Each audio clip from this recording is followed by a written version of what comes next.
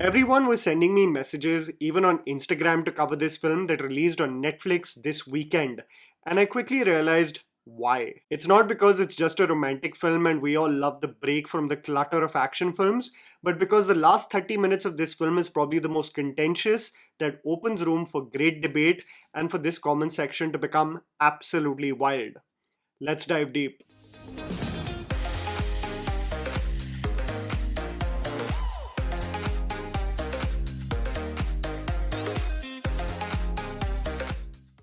Vivek Sony's last directed film Meenakshi Sundareshwar had two aspects that were the most spoken about. One, that the film looked absolutely beautiful, and second, that its representation was rather sanitized and uninformed regarding Tamilians specifically, coming across as a typical North Indian perspective of what a Tamil family would sound like in their day-to-day functioning, and it's the most cookie-cutter and far-off idea you can think of. The Rajnikant, Ayyo and Jigartanda stereotype was in its full glory, and one could only paper over the cracks slightly because the film looked so beautiful. This time Vivek presents us the romance between Sri Renu Tripathi, played by R. Madhavan, a 42-year-old Sanskrit teacher who is still a virgin, and Madhu Bose, a 32-year-old French teacher, both on the lookout for a union to ultimately get married. Both the characters and the families are poles apart. While the Tripathi family still is dealing with being answerable to their rather regressive patriarch Bhanu Tripathi, played by Manish Chaudhary, Madhu comes from a progressive household where expression and individuality is encouraged and the purpose of women is not restricted to just household chores.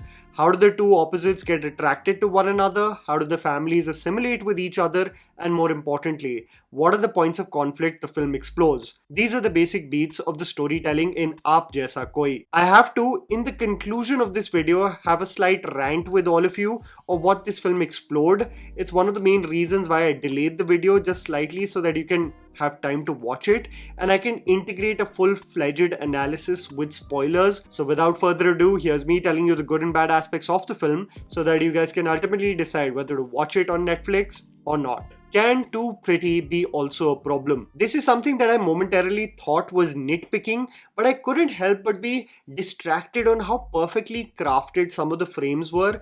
And I know that this should essentially be a huge merit for this film, but I believe the authenticity of portraying this film to be a romance set in Jamshedpur and Kolkata also diminishes when the city becomes devoid of any blemishes. Everything is staged and sanitized to the point of being so perfect and so symmetrical that it partly extracts the charm away from the imperfections of the city. Every establishment, from the coffee house in which both the characters meet to the tea stall in which they sit, is so beautifully staged, and I felt that this works well in the several instances that the makers transport us to the world of imagination. The creators integrate this concept of imagination with such beautiful wonder that the majestic frames and choreography work exceptionally well. However, when the imagination and real life are also equally beautiful to look at, the leap often seems like a part of the same world.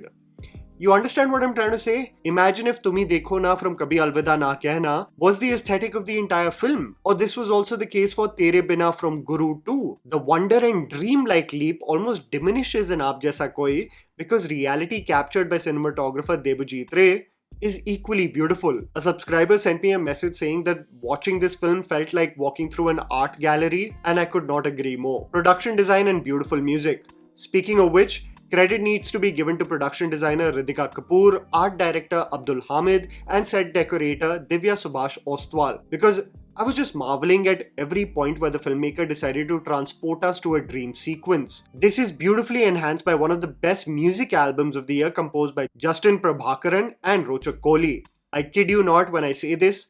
This album, much like Metro Indino and Sayyara's albums, have been on loop for me. And if you were to speak about a beautiful marriage of music and visuals, you will find that in abundance in this film.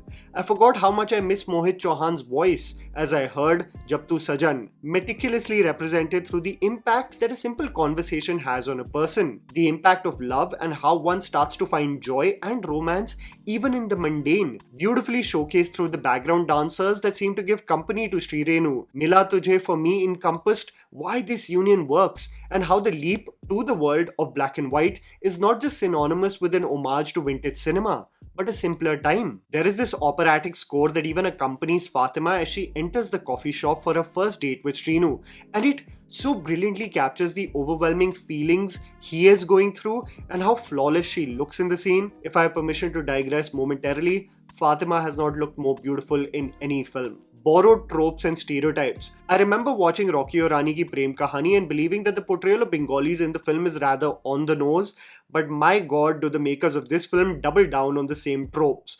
The Tripathis are the regressive and uptight individuals, whereas the Bengalis are the fish-loving musicians, writers and artists who don't mind a glass of red wine and discussing politics in their free time. What was charming once is now slightly stereotypical and on the nose again. For the men in the Bengali household to be the empathetic cheerleaders of their wives and the Tripathis to look at the same as something emasculating, or the women simply minding their own business with a glass of wine and the grimace that emerges on their faces to simply see them exist, are the broad strokes that make the beats of the film familiar and done to death at this point. It was done in Rocky Aur Rani Ki Prem Kahani, and most people forget that it was done with much more authenticity in a film like Vicky Donor. Themes and supporting characters. The film showcases some brilliant performances by the supporting cast, and this is hard done by some poor and preachy writing in my opinion, especially when it goes into lecture mode in the concluding moments.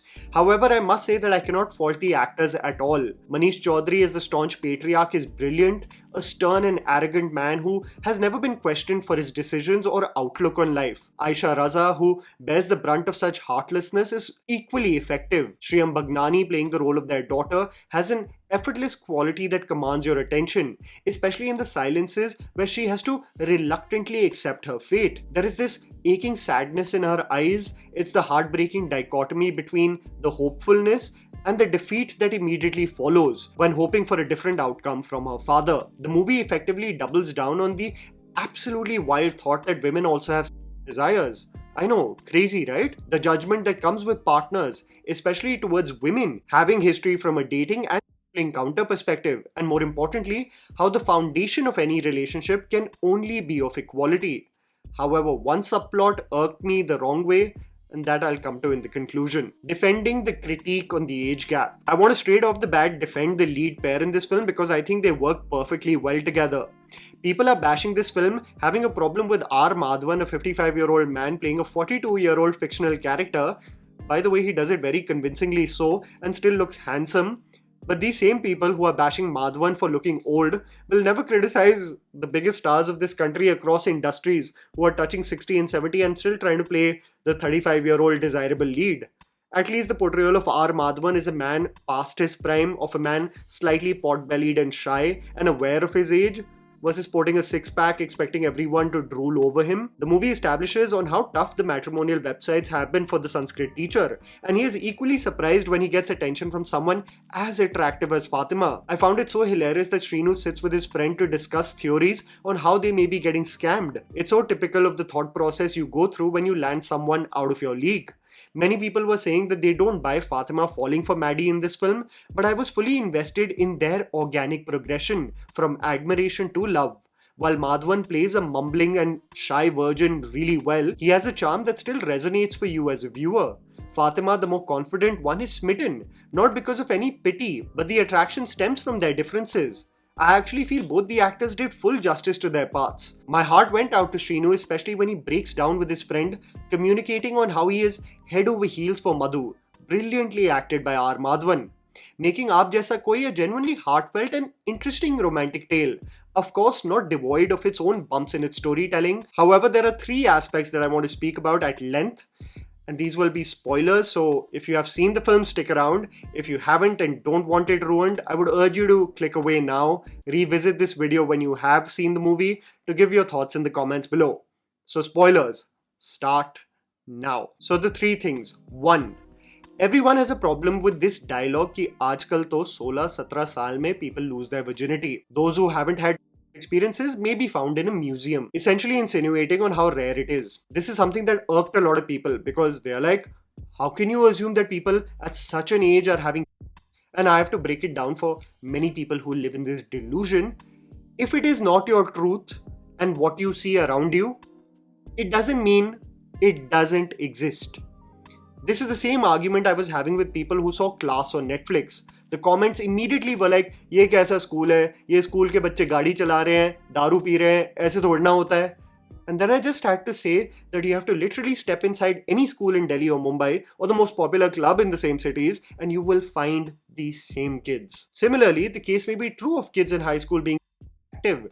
It doesn't mean it's the norm. It's only a product of what people see around them. So for a person like Madhu, maybe she did, and it's not deeper than that. Secondly, many people were saying that if a person is a virgin, it's equally fine to expect that from your partner, because you haven't had those experiences and you would like your partner for life also to be on the same page regarding starting a life together. If that is your moral compass and something that your partner agrees with, then you should not pay heed to anyone who judges you. If you are not comfortable with a partner having a history, that's your moral compass. I just think it's a double standard when someone has had a body count but loses their mind with the fact that a woman can do too. In the film, specifically, Srinu is baffled by the fact that Madhu was on the chatting app. A double standard to have while he was on the same app. He realizes through experiences on how he was wrong and noticed his own brother and how he ill-treated his sister-in-law, only to realize that love can only sustain if it is of equality. He realizes he loves her, she was always waiting for him, he eventually did not mind her having a dating and sexual history, and they deservedly had a happily ever after in my opinion. However, the subplot of the Bhabhi was trash. Bhanu is treating his wife Kusum like shit. We know he's the bad guy. But you're equally as bad for lying and cheating on your partner. It is rather rich of someone to cheat and then point out to the partner that you drove me into cheating.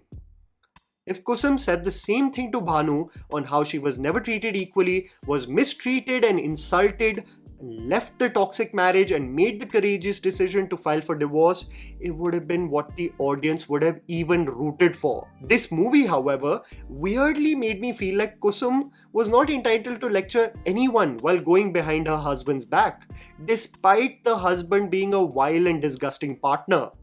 What could have been a justifiable revolt in the marriage became a preachy message that I just could not morally back. I just had to rant about this. And that was the video, guys. Write down in the comments below what you thought about Aap Jaisa Koi. Please don't forget to follow me on Instagram. The handle's right in front of you. Follow me at JammyPants4. Also, please support us by smashing the like button and subscribing to our channel for weekly content ahead. Thank you for watching.